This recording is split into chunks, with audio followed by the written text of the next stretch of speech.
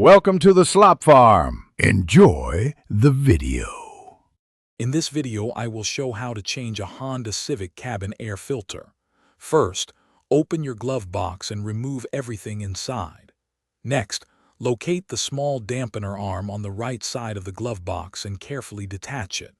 Then, gently press both sides of the glove box inward to release the stoppers, allowing it to swing down completely.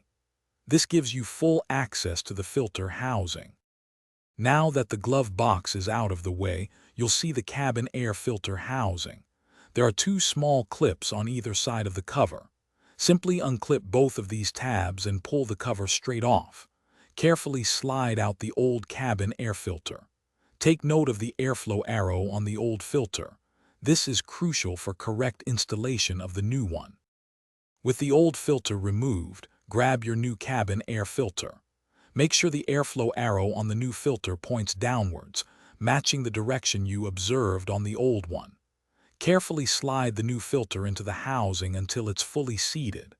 Then, align the filter housing cover and snap both clips back into place, ensuring it's secure. To finish up, simply reverse the removal process. Lift the glove box and press the sides inward to guide it back into its original position. Don't forget to reattach the dampener arm on the right side. Changing your cabin air filter regularly, perhaps every 15,000 miles or once a year, helps maintain good air quality in your vehicle.